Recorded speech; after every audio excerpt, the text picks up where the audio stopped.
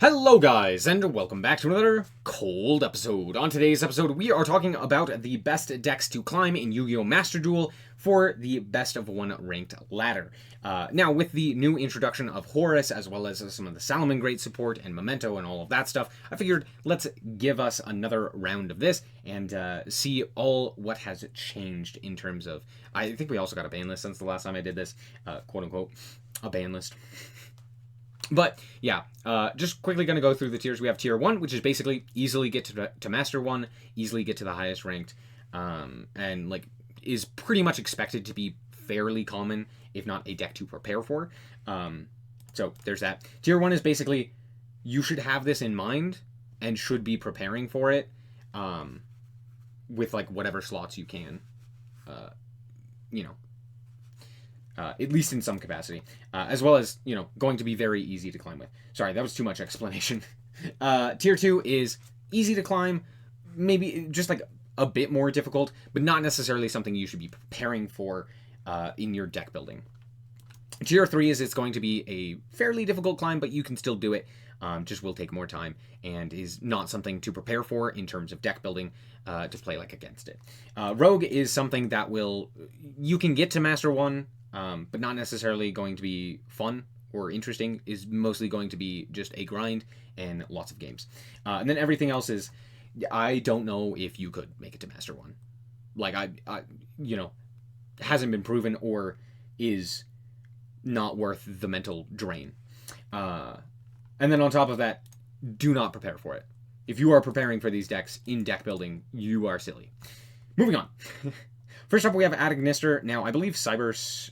or MathMac is probably on here in some capacity, I would imagine. Yeah, there he is.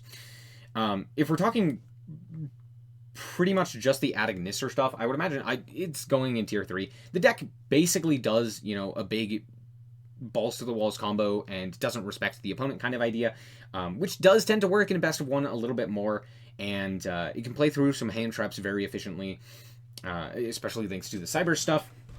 But all in all, isn't like insane.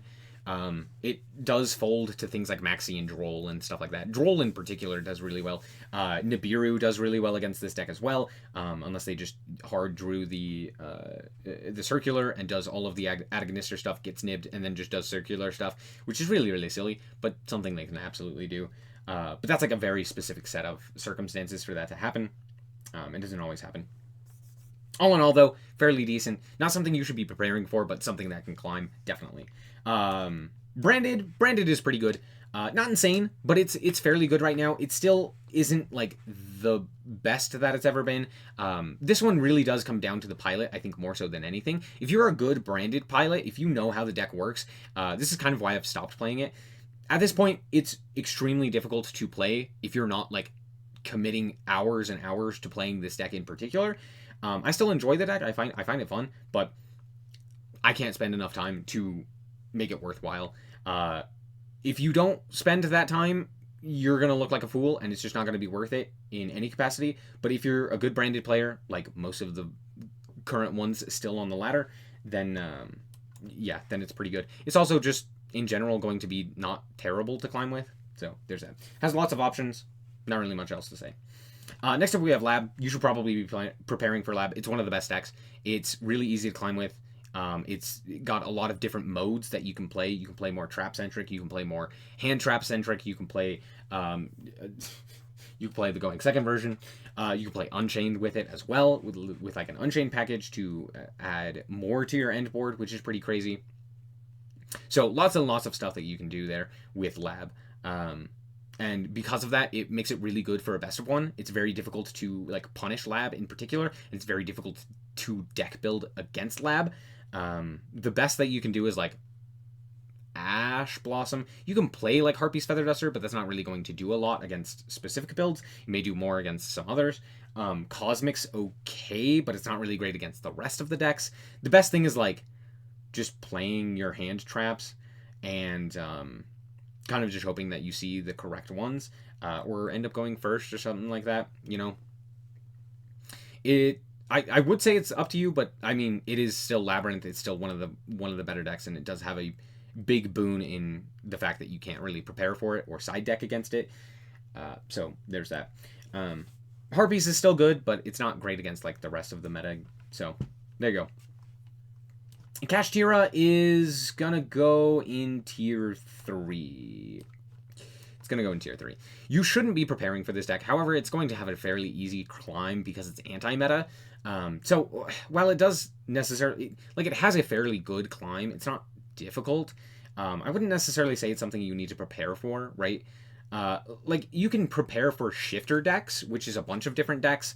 But in terms of having a game plan for what if my opponent has shifter, as opposed to specifically Kashtira, that's a big difference. You're not going to be main decking Book of Moon or something like that. It's not really worth it. It's nice, but Kashtira is not common enough, I would think. It's fairly common. It's not powerful enough to warrant main decking stuff. There's a lot of things that beat it. Triple Tack, Ash Blossom can beat it. Like Imperm, stuff like that. Tons of just random things. So it's not really that big of a deal to try and like plan for it. Nature is not good right now. Yes, it did just get the new support. Not support. It got the old support added to the secret deck. So, you know, it's now cheaper to try and build. Or at least easier, I should say. It's not cheaper. But all in all, like, the deck doesn't really do anything right now. It's okay in theory, but like Nat Beast is okay right now, but you're not really hard making Nat Beast most of the time. And with all the Imperm and like Effect Veiler and stuff like that running around, it's not great. I don't know. It's okay. It's a good deck. I just think like you're gonna have a bit more of a difficult time trying to climb. You could do it, but you know, the inconsistencies, the fact that like all of the runic cards are nerfed into Oblivion and stuff like that. So, not great. Chimera. Chimera is interesting. I don't know. Chimera is weird because in the TCG you have the ability to play it like with branded, which gets you an additional way to like interact with Ash and stuff like that, and interact with other such hand traps. But in Master Duel, you don't really have as much that you can do with that. So if you get impermed on a specific target and don't have the quick play fusion, it kind of sucks. I'm going to put it in Rogue. I think this could be tier 3 or Rogue. Either one. I'm going to put it a little lower. I don't really have faith in Chimera, especially in a Maxi format as well. While it can kind of play around Maxi, it also kind of really needs to actually do something, right? And with Tearlament and Snake Eyes and stuff like that, not really caring if a card is sent to the graveyard by card effect, I don't really think that it's too great right now into the metagame. I think it's okay, but yeah, I feel like Rogue is pretty accurate. Mathmech is really good for climbing. I hate this deck with a fiery passion, but it is really good for climbing. I'll tell you that. Main reason for it is because it can play through hand traps pretty easily. It can play a lot of hand traps as well, and it has an insane one-card combo with Circular. You can play through Maxi fairly easily because of just like making Baguska and stuff like that. But more importantly, it also just ends on a really sticky board that happens to do really well just in general. And it basically can do that off of anything. It can do that off of a chip and a stick. Like, just the most random stuff. You're just like, oh, wow, that's full combo. Wow, that's crazy. So it's very, very silly and just always gets its combo. Like, a hand trap just doesn't matter to it. And with hand traps being as popular as they are, you would think that would be good against Cybers, but it just never is. So there you go. Next up, we have Lyralisk. Yeah, I'm going to put this in Rogue. I'm going to put it above Chimera. I have more faith in Tri-Brigade and in Lyralisk than I do in Chimera. And the main reason for this is because I've seen what that deck does, whereas I haven't seen what Chimera does. And the thing is, like, the end board that Lyralisk ends on is quite substantial. And there's, like, 1 or 2 cards that really can stop that end board. And it's, like, Nibiru and Maxi. And Nibiru doesn't tend to see a lot of play in Master Duel just because it can just be a brick, right? But Maxi definitely does, right? So there's that. However, with that being said, a lot of the interactions are very, very good in the current metagame. It has target protection, it has bounces for special summoned monsters, which is fantastic. It has the ability to negate and steal and not destroy, which is very useful in a lot of situations. It has the ability to set up an Omni negate. It has the ability to play all of the Tri-Brigade stuff on top of that to kind of like hedge its bets and potentially go for OTKs more efficiently and stuff like that. So it has a lot that it has going for it, similar to Chimera. Chimera just has like more gas but doesn't have as much power, and I think in a best of one, having more power is a little bit better. If this were a best of 3, I would say Chimera is going to be better, and I'd probably jump it up a tier, but because it is a best of 1, I think Lyrilisc is a little bit better. Having that higher high, I think, matters a little bit more. Next up we have Hero. I think Hero's pretty good. It's another one of those like shifter type decks, but I think it loses to quite a bit more. It loses to, sometimes Imperm can even just do it in, right? Depending on how the hand shakes out, but that doesn't happen too often, especially if you get a good hero player like MBT or something like that, someone who actually knows how to play the deck, then it tends to not lose nearly as easily to simple cards. But it still does lose to Nib. It still does lose to like Called By sometimes. It's really bad at going second. I know some people say that it's good going second. It's not. It's really tragic right now going second. But it does have Macrocosmos, so because of that, there you go. Tier 3. Next up we have Flu. Flu I think is probably a little bit worse than Kashtira, but not by much. It does more or less the same thing, but I think M-Pen in particular right now is really strong. Not a lot of people are prepared for this deck as well, and you're going to have a fairly decent time climbing with it. I played it more recently. It did fairly well. It's not like insane, again. That's why it's in tier 3, but it's still very good and still does Flu stuff. Shifter is still very strong. It, again, M-Pen, etc. Next up we have Furhire. Furhire is fine. This has a similar like downside as the Naturia stuff, where because of the runic limitations, this deck doesn't really do all that much. So like runic Sprite Furhire isn't really doing much, which is basically the best version of the deck. And while the deck is cool, it's definitely not all that great, and you're going to struggle to get to Master 1. It has a lot of issues, just in general, mostly with breaking right now, and the metagame just doesn't really suit the current style of that deck, because it can't really play a whole lot of hand traps, and so because of that, like, you just have to play into established boards, which is not great. So there you go. And you can't do it with your battle phase, and you can't really clear the board efficiently, so it's still good, though. Don't get me wrong. It's not like it's a terrible deck that's going to end up costing you more games than anything. But this one, I think, has a similar vibe to, like, Branded. You gotta know what the deck's doing, though. 8-axis OTK is just not great. I don't have anything else to say to you.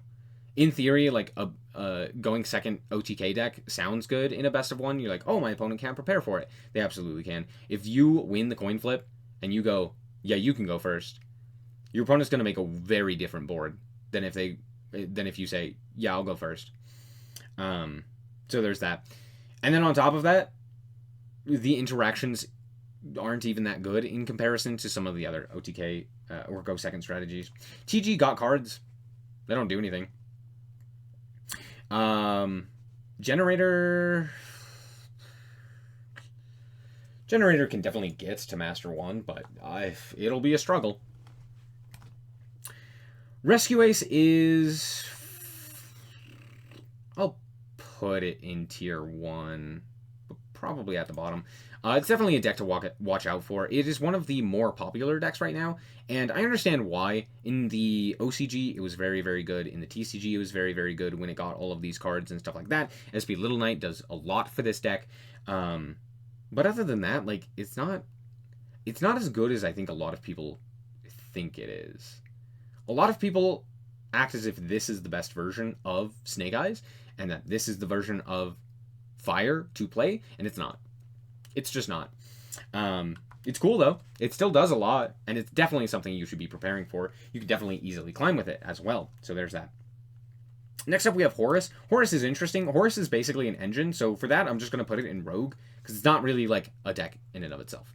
It's a really good engine, and we'll talk more about it in future stuff, but it's not really a deck. I guess we could talk about, like, Horus Phantom Knight stuff, but even that I'm going to put in like Rogue anyway. But overall, the Horus engine, it's a good engine. That's it. It's just a good engine.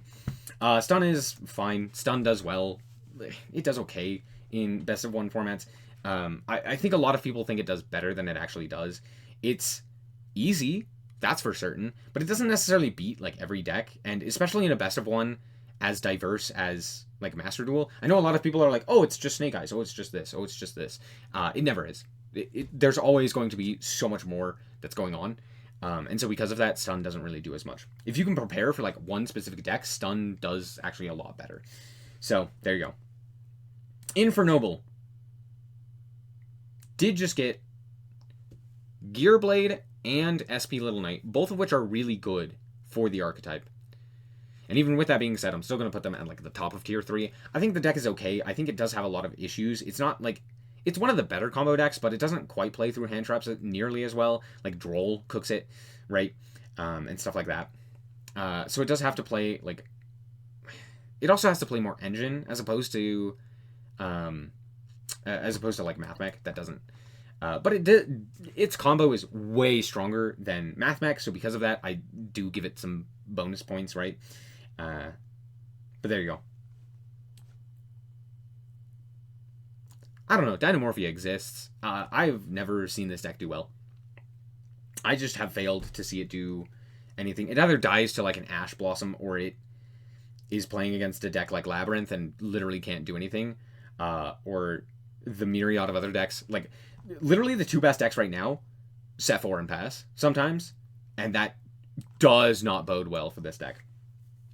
So Dynamorphia is fine. I'll put it above Generator, but not much higher.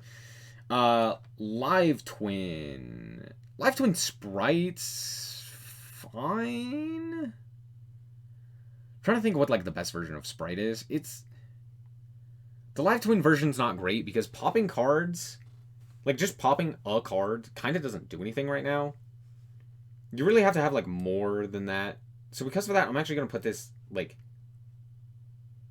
I'll put it below Chimera. I really don't have faith in the Live Twin version. However, the Tri-Brigade Sprite version, I do have a bit more faith in.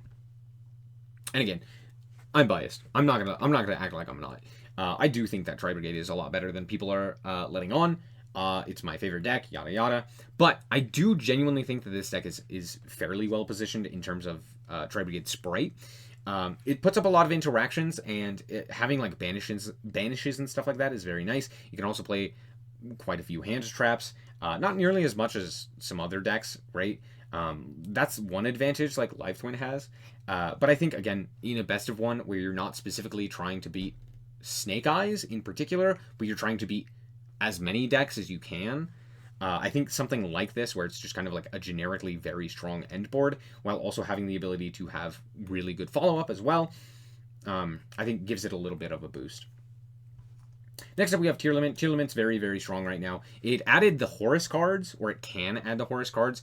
And then on top of that, like, Kit is still insane, and a bunch of other cards are just really, really strong. The Horus cards are nice. To like bait out hand traps. All in all, the deck's still incredibly powerful, and it only got better. SP Little Knight's nice as well, as it is for basically every deck. So all in all, Tier Limit is still cooking, and a lot. It's very strong. Next up, Dino. Dinos. I don't know. Dino's okay. Miscellaneous Source is insane, and some of the other new cards that Dino got is nice, but that's kind of it. It's like Misk or Die. In fact, I kind of want to put this lower, but I'll put it here.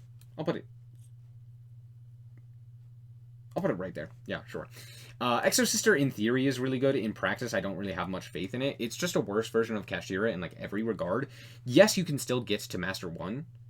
Do I think the climb will be easy? No. Look at how many shifter decks are currently above it. Look at how many decks are just like don't care. You know? Look at how many decks are just going to be able to easily play around it.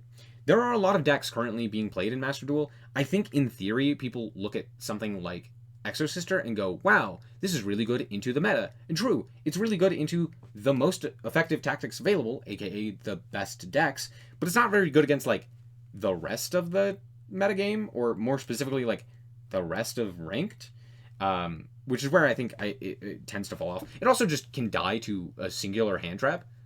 Like, I've legitimately seen hands from Exosister players that are like, Martha or bust, and just Ash Blossom kills it. So, there's that. Also, like, Kaijus kill it, which is very funny. Next up, we have Pearly. Pearly is incredibly strong. Honestly, pretty underrated in terms of its power level. I think a lot of people are, like, sleeping on this. It's still very strong. I think it has a very similar vibe to, like, Branded right now, where the better players are going to make it look a lot better, but also you kind of have to be a better player to play it, because otherwise you're going to look like a fool, and it's going to be really bad. The difference between understanding how it works and understanding almost how it works is night and day. So there's that. Makonko is probably one of the better of the OTK strategies. I'm going to put it here. Yeah. It has a fair amount of good matchups. Anything that, like, has a lot of targeting, like, for example, Rescue Ace, it does fairly well into. It can play the, like, combo version as well with, like, Phantom Knights and stuff like that, which I think is just not all that great. Or you could play the Makonko, like, OTK version. But yeah, either way, it's like you could also just set up a guy that is untargetable, and then your opponent can't do anything that targets, and it's kind of silly. So, kind of silly combos, but they also can die to hand traps. They also can die to just, like, going second into the wrong board. They can do, like, they're okay, but they're not insane. They're just kind of like an inconsistent combo deck. Or, not combo, OTK deck. Snake Eyes is the best deck. Pure Snake Eyes is the best deck. You can play it with the Kashtira cards. You can play it without the Kashtira cards. It doesn't really matter. SP Little Knight is a lot. You now have the Zelantis OTK that you can do because of Raging Phoenix. It's the best deck. It's not close. Moving on. Next up, we have Salamangreat. Salamangreat, I think, is pretty strong. I think it's just, like, a decently good deck right now. It's not insane, but due to the Raging Phoenix stuff, you now have the ability to nuke your opponent's field if they don't have an answer to that, which is very, very strong. You have the ability to play a lot more hand traps as well because of a Salamangreat of Fire. So lots of stuff that it gets that just makes it overall more powerful and more useful in a metagame like this. Vanquish Soul is ass right now. Like, it's just not good. I'm going to put it below Sprite. Again, in theory, it is a shifter deck. In practice, it dies to a lot. Right? And it's really difficult to try and play through boards with just the Vanquish Soul stuff. And I know Vanquish Soul players are on the highest amounts of copium, because they're like, oh my gosh, this deck's insane. Trust. You can break boards. You can do this. You can do that. Wrong. You can't. That's just not true. Unless your opponent's bad. If your opponent is reasonably good, not even, like, insanely good, just, like, reasonably good, and understands how the Vanquish Soul cards work, I don't see this deck doing all that much. I'm going to move you down. Yeah, I just don't have faith in Vanquish Soul. If someone comes along and proves me wrong and, you know, gets to Master Tier with, like, a 90% win rate, alright, you prove me wrong. But honestly, until I see someone actually do that, until I see Vanquish Soul actually doing well in the current metagame, I'm not going to have faith in it. It's just a worse version of Hero. Which is tragic, because it's Hero. Mana.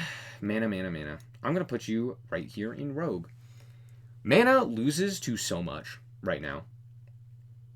It did get Samsara not too long ago, so in theory, it was pretty good. In practice, it didn't do anything. That new card didn't change anything. It still dies to the exact same stuff. It can die to an Ash Blossom, or it can play through it and end on a fairly decent board that basically everyone and their mother is prepared for, so it's not really going to do a whole lot. It's just like a worse version of most of the other combo decks that we've already talked about. And I know I'm putting Sprite Tri-Brigade higher, but I think one thing of note is that Mana is a deck people are prepared for. People are not prepared for Sprite Tri-Brigade. And so that is genuinely something that does give you an advantage in a best of one like this. Next up, we have Bestials. I don't know why Bestials are on here, per se, but there are a bunch of decks that are just like Bestial adjacent stuff. I don't see them doing much, but they're there. They exist. That's it. Next up, we have Super Heavy Samurai. Super Heavy Samurai is still an insane combo deck. Yeah, honestly, I kind of want to. Yeah, I think I'm still gonna put it in tier 2. I know a lot of people are like, oh, but it lost. You know, you now only have one of your card that searches. And it's like, no, you don't. You still have like 19 copies of it. It's not really that difficult to find the card that searches additional cards, because that's like every single card in Super Heavy Samurai.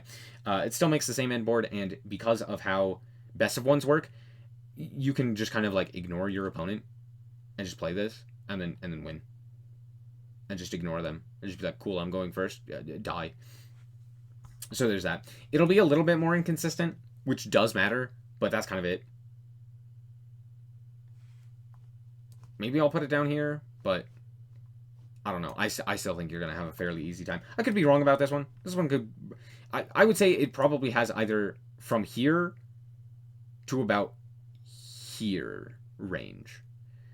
So it could either be in a tier above all of these other ones or be worse than Flu. It's still good, though. Unchained. So, here's the thing with Unchained. Unchained is an absolutely insane deck that genuinely a lot more people should be playing. It is incredibly powerful. It has a very robust end board. It has a lot of interactions that are very good right now, and it plays through other boards effortlessly. However, no one is playing this deck right now. The amount of people playing Unchained is so few and far between. To be fair, it does die to Maxi. But in a best of one, that doesn't matter as much. Like, it kind of does, but it doesn't really. Because if you don't draw the out, you can kind of just go next. Right? You kind of hope your opponent doesn't have anything, and then you can just kind of go next. And it's not going to matter as much. However, the games where they're not decided by the Roach, which are actually probably more than they are decided by a lot, you're probably going to be doing very, very well for yourself. However, again, because of representation, I'm going to put this down here because you really don't need to prepare for this deck. Yeah, that's kind of it. Like, you shouldn't really be preparing for it. But you will have a fine time climbing, as long as you know how to play the deck. Again, similar to Branded, similar to Pearly, you gotta know how to play the deck. I don't think a lot of people do. I think it is a very, like, weird deck to play, but if you actually understand how Unchained works, I think you'll have a good time. Next up, we have Sprite. I kind of already talked about this. I think Sprite and Tri-Brigade are basically the best versions of the deck, so I'm just going to leave them there. This deck's not doing anything. Dragon Link can kind of do stuff right now, so I'm going to put it right next to the Bestial stuff. I think it's okay. It doesn't really do insane amounts, but it's there. Sword Souls...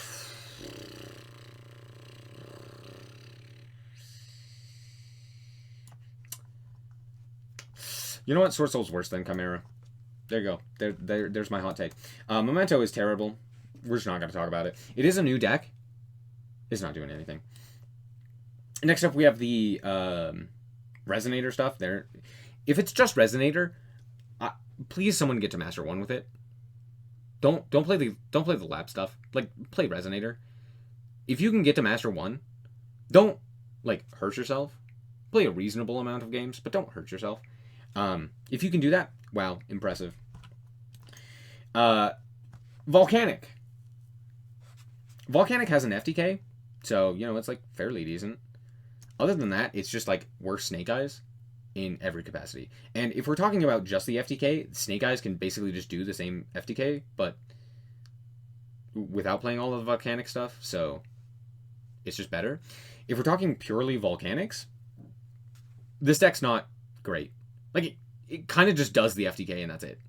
In theory, it could do some other things, like it can tax you and stuff like that, but in practice, it doesn't really do anything. So that's it for the lists. Hopefully you guys did indeed enjoy and understood my meaning. Yeah, honestly, I know these are in the top. These are all tier 1. But honestly, the difference between, again, tier 1 and tier 2 is not that much. The difference between tier 2 and tier 3 is not that much. It's a best of one. Like, I know you may look at this and go, oh my gosh, my favorite deck, Vanquish Soul, is in Rogue. Here's the thing. Because it's a best of one, because it's ranked, it's not going to be easy to climb no matter what. Especially climbing to Master 1. It's not going to be easy, right? Maybe a little bit easier with some of these decks, but that doesn't necessarily mean it's going to be a cakewalk and that you're going to be able to just auto-win or anything like that. That's just how Yu-Gi-Oh! Works, okay? So, the difference between Snake Eyes and Vanquish Soul is not so significant that Vanquish Soul is not worth playing. If you enjoy playing Vanquish Soul, play Vanquish Soul. You're going to do well with it. You're going to do better enjoying what you're playing than you are if you're just playing a meta deck that you hate. If you're like, okay, well, Snake Eyes is the best deck, I should play Snake Eyes, and then you hate it, don't play Snake Eyes. Play a different deck. Play a deck you enjoy. If you enjoy playing Stun, play Stun. I'd rather you enjoy the game than suffer and be like, but rank's all that matter. No, you're fine. So, anyway, life advice over. Thank you guys so much for watching. Hope that you guys did indeed enjoy. If you did, likes very much, so appreciate it. And thank you so much for your continued support. Anyway, thank you guys so much for watching. And remember to always stay frosty. Bye-bye. Too many thank yous. Shout out to the Frost Guard, my members. Thank you guys so much for the support, and I hope you enjoy the content.